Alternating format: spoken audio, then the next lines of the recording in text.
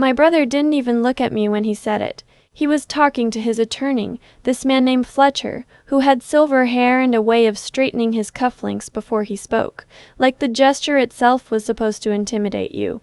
My brother leaned over and said, loud enough for half the conference room to hear, "Don't worry about her. She's been living off savings for 3 years. She has nothing." I sat across the table with my hands folded in my lap, and I did not say a single word. That was the moment I understood something my mother used to tell me when I was small. She'd say, "Audrey, the quietest person in the room is usually the most dangerous." I didn't understand it then. I do now. Let me back up. My name is Audrey. I'm 31 years old, and for most of my life I was the daughter nobody talked about at Thanksgiving. My brother Rowan was the one with the business degree, the one who gave toasts at family dinners, the one our father called the responsible one. Without ever seeming to notice, I was sitting right there. I left home at 22 with a graphic design degree from a state school and an internship at a small firm in Austin. Nothing glamorous. My father made that very clear at my graduation. He shook my hand the way you shake the hand of someone you're politely congratulating before moving on. Rowan got a 4-minute speech. I got a handshake. I didn't go back to Chicago for 3 years after that. In Austin, I worked. That's the honest version of what happened. I worked at the firm, I freelanced on weekends, I ate a lot of pasta, and I learned. I learned how creative agencies were structured, where the money actually moved, which clients paid on time, and which ones strung you along for 90 days while their own investors breathed down their necks. I learned how to read a contract. I learned that the people running these companies were not always smarter than me. They were just older and more confident, and confidence, it turns out, is a skill you can practice. By the time I was 26, I had saved enough to buy a small stake in a boutique branding agency called Sable & Co. The founding partners were a couple, husband and wife, both exhausted, who wanted to bring on someone young and willing to grind. I was willing to grind. I did not tell my family. Not because I was hiding it exactly, more because when you spent your whole life having your accomplishments measured against your brothers and found lighter, you stop volunteering information. You stop handing people the scale. My father called once a year on my birthday and asked how things were going. I said, "Fine." He said, "Good, good," and asked if I was seeing anyone. I said, "Not really." He'd mention Rowan, a new client, a new car, some award from the Chamber of Commerce, and then he'd say, "Well, keep at it, kiddo," like I was still 22 and figuring out how to make copies. I kept at it. By the time I was 29, Sable & Co. had tripled in billings. We'd landed 3 Fortune 500 accounts and opened a second office in Nashville. I'd bought out one of the founding partners when her husband decided to move to Portugal, and my ownership stake had grown considerably. I also held the note on the company's primary line of credit, meaning the business owed me money, personally, not just institutionally. Senior secured creditor. I had a very good attorney who made sure that language was airtight. My name was not on the company website. I preferred it that way. Around this time, my father got sick. Not critically, but enough that my mother started calling more often, and enough that Rowan decided the family needed to get organized. That was the word he used. Organized. What he meant was, our parents had assets. A house in Wilmette, some investment accounts, a commercial property in Evanston that my grandfather had left to my father, and Rowan wanted to make sure those assets were going to be handled correctly. By him. I flew home for the first time in 4 years. My father looked smaller. That's what I noticed first. He'd been a large man my whole childhood, loud handshake, took up a lot of a door frame, and now he was sitting in a recliner in the living room, and he looked like someone had let some air out of him. He was glad to see me, genuinely. He held my hands for a moment and said, "You look good, Audrey. Austin's been good to you." "It has," I said. Rowan was in the kitchen on the phone. His wife, a woman named Tessa, who I have always found perfectly pleasant and slightly exhausting, was arranging food on platters.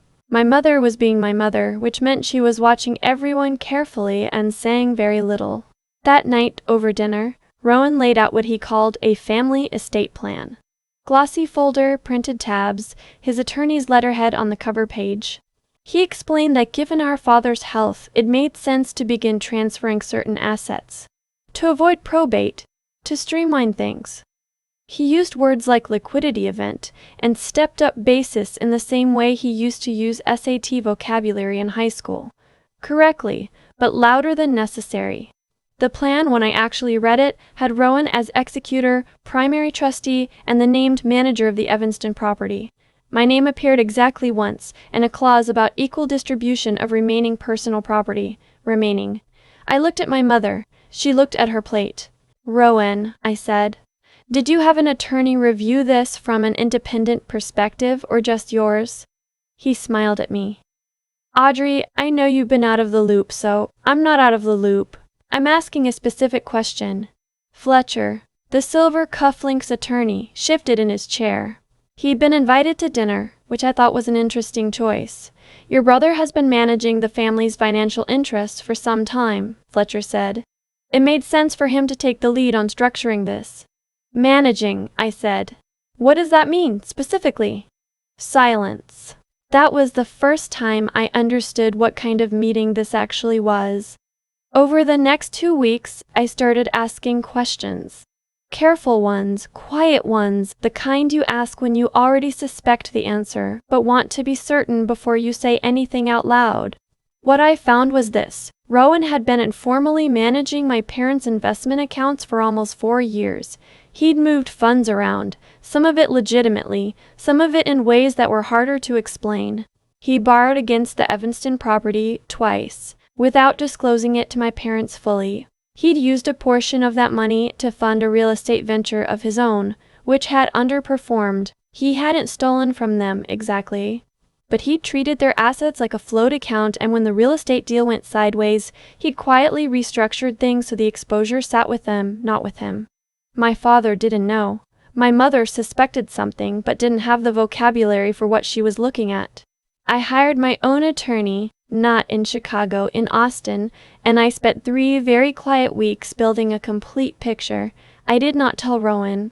I did not tell my parents yet. I needed to understand the full shape of it before I moved. Then Rowan sent me a formal letter, through Fletcher, asking me to sign off on the estate plan as written. The letter included a line that I have since memorized. Given that Audrey has no significant assets or financial stake in the family's holdings, her consent is largely a formality. Largely a formality.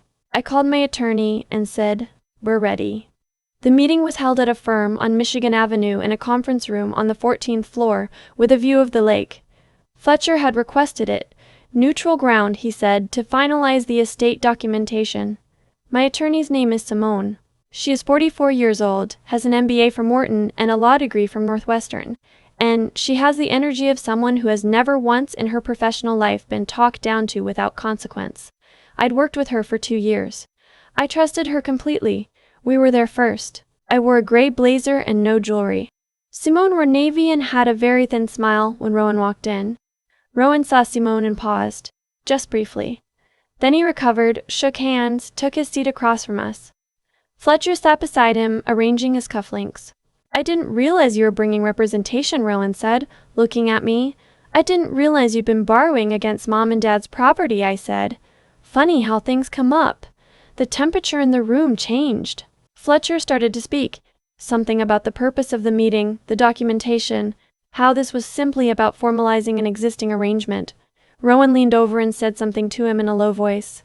I caught part of it. She doesn't understand how any of this works. Simone set a folder on the table. "Let's start there, actually," she said.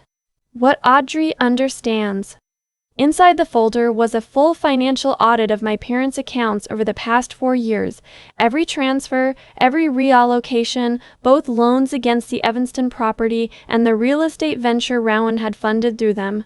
It also included a current valuation of my ownership stake in Sable & Co., my position as senior secured creditor on the company's credit line, and a letter from my parents' independent financial advisor, someone Simone had found and engaged without Rowan's knowledge, confirming that they had not been fully informed of the property loans. Rowan looked at the folder. Then he looked at me. "Where did you? I've been doing this a while," I said. Fletcher picked up his pen and started to say something about the legal basis for the estate arrangement, about Rowan's role as a long-standing manager of the family's interests, about how my late involvement in family financial matters shouldn't. She has no significant assets, Simone said, reading from the letter Rowan had sent me. Her consent is largely a formality. She looked up. That was the language you used, correct? That was drafted in the context of, I'd like to share Audrey's current financial disclosure, Simone said. She slid a second document across the table. It was a one-page summary.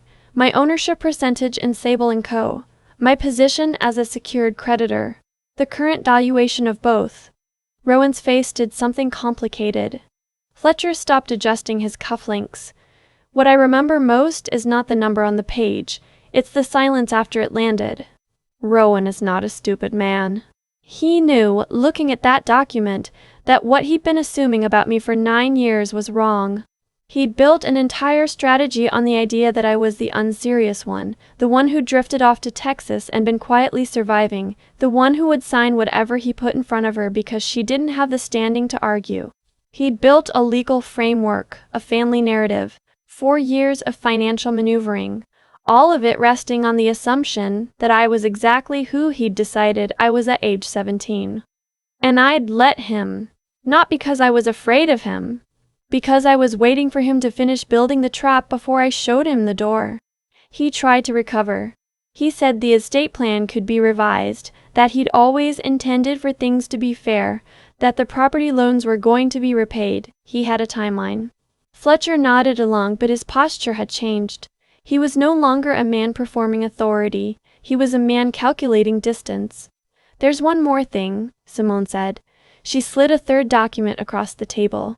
It was a letter from a fiduciary attorney at a firm in Evanston addressed to my parents, explaining that, as a result of new information, a full independent review of their estate had been initiated on their behalf. It outlined a recommended restructuring that removed Rowan as primary trustee and named an independent professional trustee instead. It also recommended a separate accounting of the funds borrowed against the property with a formal repayment plan or recovery mechanism. My mother had signed it. My father had signed it. They signed this yesterday, Simone said. Audrey arranged for the attorney to meet with them directly, without either party's counsel present. Your parents understood what they were signing. Their independent advisor was present. Rowan looked at me for a long time. I didn't say anything. I didn't need to. He finally said, quietly, You could have just talked to me. And I thought about every birthday phone call, every handshake graduation, every dinner where he explained to me how things worked, every letter that called my consent a formality. I tried that, I said. You weren't listening. Fletcher excused himself from the meeting about 20 minutes later. He said he needed to make a call. He never came back into the conference room. His assistant called Rowan's cell 2 days later to say Fletcher would be withdrawing from the matter.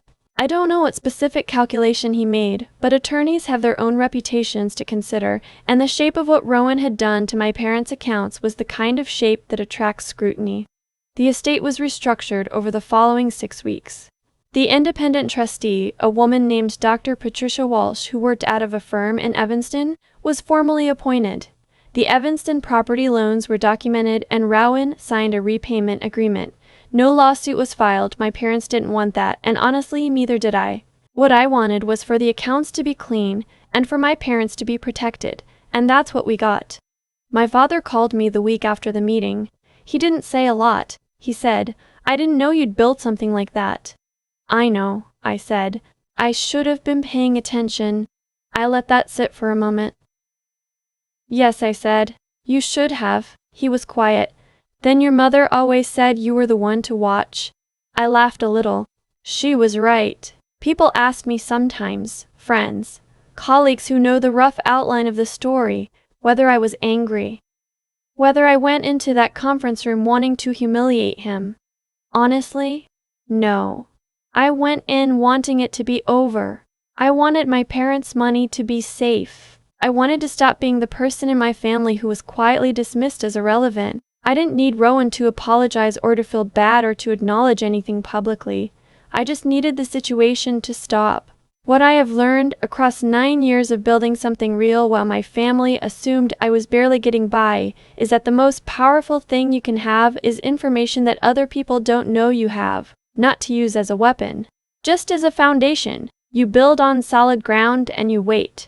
The people who underestimate you will eventually hand you the moment. They always do. My brother handed me mine in a conference room on Michigan Avenue with a view of Lake Michigan on a Tuesday morning in March. I brought the folder. I let the numbers speak. And for the first time in my adult life, I didn't need anyone in that room to tell me I was worth listening to. I already knew. I've thought a lot about the moment Rowan said I had nothing. Not just in that conference room, but all the times before it, at every dinner table, every phone call, every family gathering where my presence was treated like a footnote.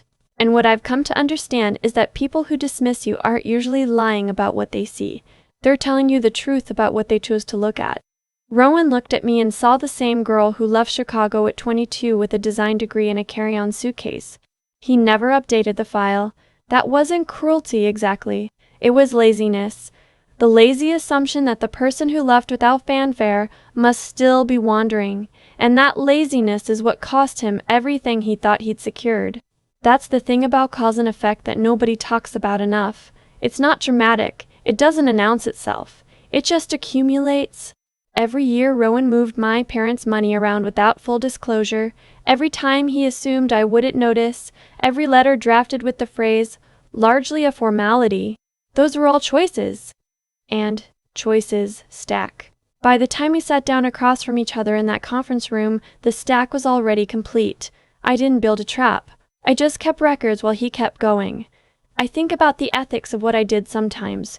Whether I should have confronted him earlier, warned him, given him a chance to fix it before it came to a formal meeting with attorneys and signed documents. And I always come back to the same answer. I tried that. Not with Rowan specifically, but with my family for years. I tried being present, being direct, being clear about who I was becoming. It didn't register. Some people only recalibrate when the cost of not recalibrating becomes concrete. What I know now at 31 is that integrity is not the same as being light.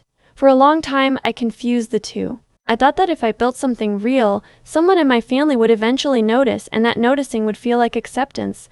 It doesn't work that way. You build the thing because the thing is worth building, because the work itself teaches you who you are, because competence is its own reward before anyone else confirms it. The approval, if it comes, is a side effect. It cannot be the reason.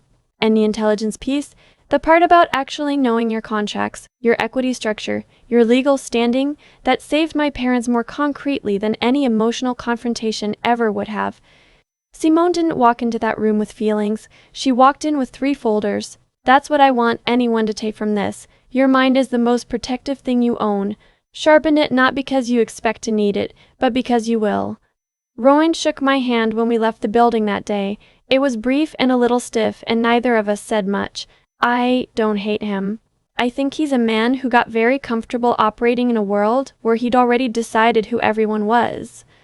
I just turned out not to be who he'd decided. That's enough for me.